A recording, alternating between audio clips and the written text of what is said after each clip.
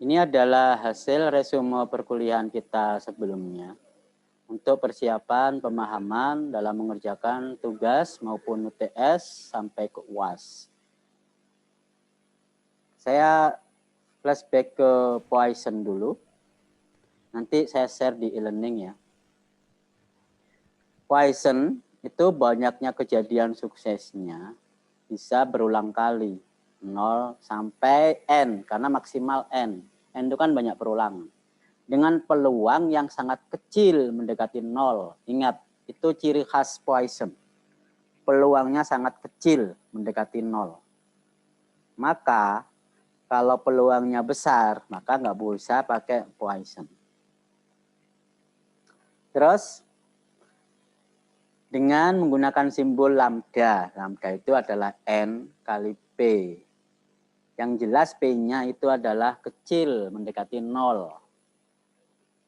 Nah, sekarang dengan hubungan dengan gamma, kalau Poisson itu banyak kejadian, sedangkan di gamma itu kita menggunakan interval waktu T antar kejadian. Itu adalah alfa. Nah, variabel yang baru kan alfa kan? Kalau X di Poisson itu adalah banyaknya kejadian sukses, sedangkan di gamma X-nya itu dikatakan sebagai interval waktu atau waktu gitu aja. Waktu antar kejadian, maksudnya antar kejadian yang sukses ya, antar kejadian. Jadi X itu diganti dengan alfa.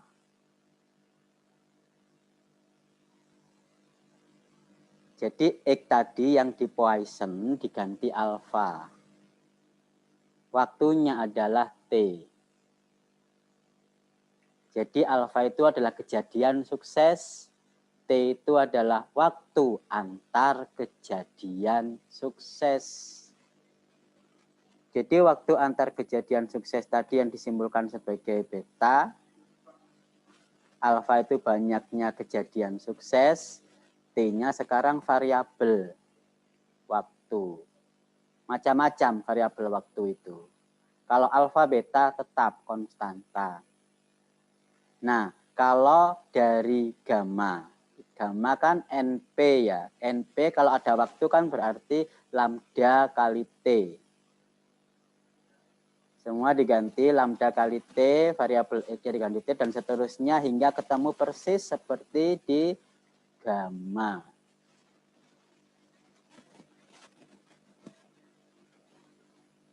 Sekarang kalau alfa sama dengan 1, kasus khusus untuk eksponensial. Alfa sama dengan 1. Jadi hanya kejadian sukses yang pertama.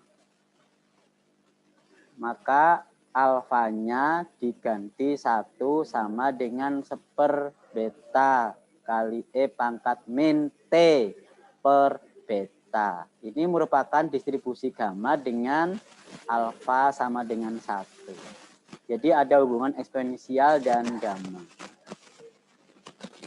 Eksponensial itu sama dengan gamma, dengan alfa sama dengan 1. Ini resume. Meskipun belum didiskusikan, resumenya sudah saya buat sampai continue ke normal dan log normal. Untuk kelompok akhir distribusinya adalah distribusi apa? Normal apa C-square? Normal ya? Distribusi normal kelompok terakhir. Kelompok 7 setelah UTS. Sampai di sini penjelasan tambahan dari saya tentang distribusi eksponensial. Barangkali ada yang perlu ditanyakan atau disampaikan, silakan.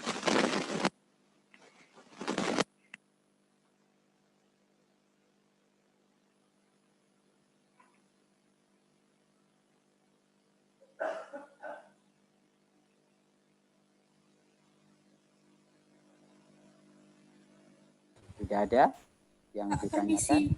Silakan Mbak Fani. Kemarin itu kan sebelum kita merumuskan fungsi peluang gamma itu kan kita berawal dari Poisson, Mbak ya. betul? Ya, terus sebelumnya itu kan diganti dulu, X-nya diganti alfa, terus lambdanya diganti 1 per beta. Iya. Nah, setelah itu juga bapaknya menyebutkan bahwa T-nya itu waktunya itu Waktu. diganti sama dengan X, Pak. Jadinya gamanya itu X, alfa, beta. Jadinya Oh iya. ya Ya, itu. sebelumnya begitu. Sebelumnya kita Ya, kan pakai X ya, karena variabel X-nya sudah dikatakan sebagai variabel waktu. Iya kan? ya. Ya. Nah, sekarang kita mau kesepakatan baru. X-nya itu kalau didiskrit kan memang banyak kejadian ya. Banyak kejadian. Sehingga waktunya di Poisson di gamma itu dianggap sebagai X. Kan kalau waktu dianggap sebagai X, sedangkan di diskrit X itu banyak kejadian, itu kan harusnya terjadi kontradiksi. Kenapa? Di kejadian kontinu, banyak kejadian kan ada kan? Banyak kejadian juga ada. Nanti beda definisi nanti akan bingung. Oleh karena itu definisinya kita tetapkan aja. Kalau ada variabel baru, kita beri simbol baru. Nah, sekarang kita sepakati kita pakai variabelnya adalah T supaya waktu berbeda dengan X yang sebelumnya adalah merupakan banyak kejadian sukses. Sehingga nggak bingung loh. Dulu katanya itu banyak kejadian sukses. Nah, sekarang kan waktu. Lah kok beda gitu kan biar nggak bingung. Itu kita beri variabel baru yaitu T. Supaya jelas perbedaannya, T itu kontinu, X itu diskrit. Nah, kan lebih paham toh ya. Sehingga nggak bingung, kadang X itu diskrit, kadang X itu kontinu, jadi bingung. Sebagaimana contoh soal tadi, presenter kelompok 6, lambda itu NP banyak kejadian sampai 3,2 desimal, itu kan kontinu. Padahal lambda itu adalah diskrit. Nah kan bingung jadinya. Jadi kita sepakati untuk kontinu waktu itu adalah T supaya tidak bingung. Jangan banyak kejadian sukses yang di diskrit tetap pakai X. Kenapa? Di soal, barangkali soal UAS ya. Soal UAS itu kan gabungan antara diskrit dan kontinu bisa jadi gitu. Nah kalau bentrok gitu kan bingung jadinya. Bentrok simbolnya. X yang di sini dikatakan diskrit, X yang di sini dikatakan kontinu. Jadi bingung. Nah, karena itu kita simbolkan baru, yaitu T. Itu Mbak Fania. Oke, makasih diingatkan dan kembali yang lain bisa merevisi. Ini nanti akan saya share di e-learning. Silakan yang lain. Ada pertanyaan lain?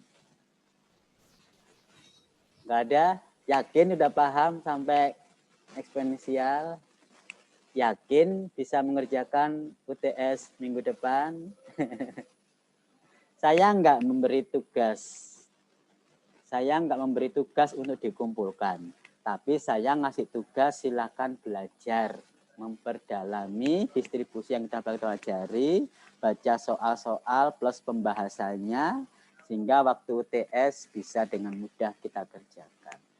Jadi dalam seminggu ini nggak ada tugas untuk dikumpulkan, tapi tugasnya hanya belajar, mempelajari soal. Gitu ya. Kenapa? UTS proporsi penilaiannya berapa? 30 atau 35? Masih ingat proporsi UTS berapa? 30%. Berarti yang besar tugas. Nah, siapa yang nilai tugasnya jelek-jelek? Nilai tugasnya jelek-jelek. Nah, itu diperbaiki di UTS. Sebab kalau sampai UTS-nya ikut jelek juga, nah jatuh nilainya. Begitu, kalau nggak ada pertanyaan, selanjutnya saya bisa mengakhiri kuliah ini. Bagaimana? Nggak ada pertanyaan, toh? Bisa dipahami? Eksponensial, gamma, itu kontinu, pakai variabel T. Sedangkan sisanya sebelumnya diskrit. Bahan UTS minggu depan hanya sampai Poisson. Hanya discrete saja. Hanya sampai discrete. Nanti continue-nya masuk ke bahan UAS. Gitu ya. Oke, kalau memang tidak ada yang ditanyakan dan tidak ada yang perlu dibahas lagi, saya bisa mengakhiri kuliah ini. Silakan gunakan waktu untuk belajar kembali. Hari Sabtu langsung ujian UTS secara online, buka aplikasi Zoom plus e-learning-nya. Itu ya. Oke, kita akhiri kalau begitu dengan bacaan Alhamdulillah.